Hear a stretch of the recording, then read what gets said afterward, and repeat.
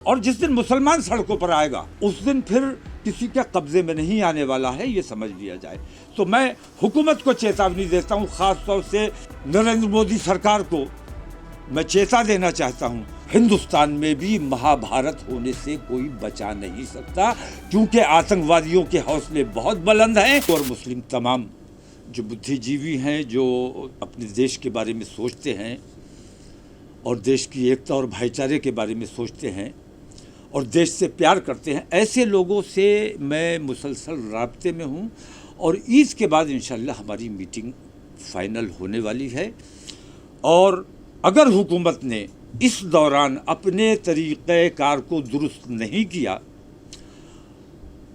एक तरफा कार्रवाई का अमल जारी रखा और तासुब और नफरत, सबका विकास और सबका साथ कहने भर की बात है, वरना सच्ची बात यह है कि ये एक नारा भर है, असल में इस पर अमल नहीं हो रहा है। इसलिए मैं हुकूमत से मांग ये करता हूँ कि अभी 10 दिन हैं, इन 10 दिनों में अपना तरीक़ाकार दुरुस्त कर लें, वरना हम दिल्ली से इंशाल्लाह ये ऐलान होगा ईद के बाद कि हम देशव्यापी जेल भरो आंदोलन इंशाल्लाह, और उसमें हिंदू मुस्लिम तमाम लोग शामिल होंगे जो अपने देश से प्यार करते हैं। देशव्यापी जेल भरो आंदोलन जिसमें हर ज़िले से, हर सूबे से अपने देश की एकता और भाईचारे में यकीन रखने वाले लोग, और ख़ास तौर से मुसलमान समाज के लोग, क्योंकि जब तुम हमारे साथ रहना नहीं चाहते, हम कहीं जा नहीं सकते, पाकिस्तान हमें कबूल नहीं करेगा, बांग्लादेश हमें कबूल नहीं करेगा, चाइना हमें कबूल नहीं करेगा, हम कहाँ जाएं? हुकूमत हमारी बात सुनेगी नहीं, हमारी बात मानेगी नहीं। कोर्ट में हमें इंसाफ की अब उम्मीद नहीं रही। कोर्ट से जिस किस्म के फैसले आ रहे हैं, मैं देख रहा हूं कि कोर्ट को नज़रअंदाज कर दिया गया है। जुर्म किया है, ऑन दी स्पॉट फैसला हो रहा है। किसी पर इल्ज़ाम लगाया गया, मुजरिम में और मुल्जिम में अंतर होता है, आरोपी और अपराधी में अंतर होता है। तो आरोपी के घर पे बुलडोज़र चला देना ये अन्याय है। इस किस्म के अन्याय अगर इस हुकूमत में होते रहे तो इस देशव्यापी जेल भरो आंदोलन को रोकना हुकूमत के बस की बात नहीं। और जिस दिन मुसलमान सड़कों पर आएगा उस दिन फिर किसी के कब्जे में नहीं आने वाला है, ये समझ लिया जाए।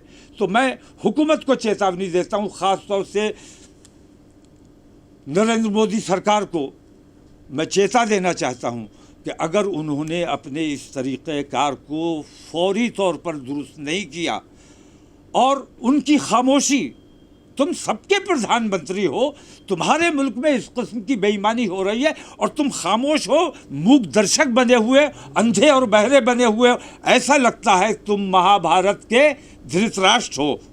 क्या नाम था उनका, वो जो अंधे महाभारत में थे, यही थे। तो धृतराष्ट्र की वजह से ही अगर धृतराष्ट्र अंधे और बहरे न बने रहे होते और वो तमाम बेईमानी न देखते रहे होते तो महाभारत ना हुई होती। और अगर नरेंद्र मोदी धृतराष्ट्र की भूमिका से बाहर नहीं आए तो हिंदुस्तान में भी महाभारत होने से कोई बचा नहीं सकता, क्योंकि आतंकवादियों के हौसले बहुत बुलंद हैं और पुलिस और प्रशासन और हुकूमत का सहयोग उनको बराबर मिल रहा है। ये देश के लिए बहुत घातक और बहुत ख़तरनाक बात है।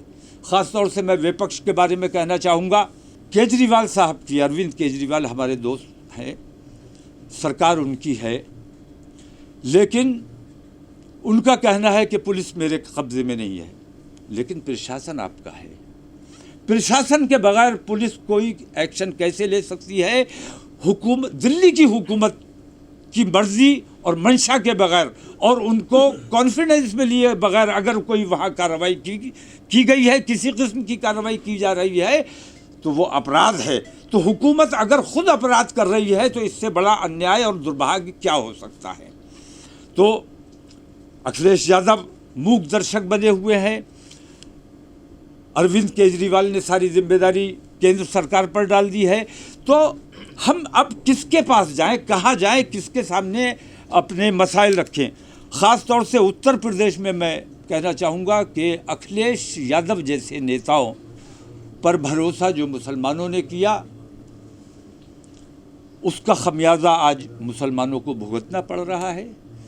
मैं उत्तर प्रदेश की एकता और अखंडता और देश प्रेम में यकीन रखने वाले तमाम समाजवादी के विधायकों से ये अपील करता हूँ कि समाजवादी पार्टी से उन्हें तुरंत इस्तीफ़ा दे देना चाहिए, वरना कल चुनाव आएगा तो तुम मुसलमानों को मुंह दिखाने के लायक नहीं रहोगे। और ख़ास तौर से मैं अपील करूँगा मुसलमान विधायकों से कि वो समाजवादी पार्टी से तुरंत इस्तीफ़ा दें, विधायकी से तुरंत इस्तीफ़ा दें।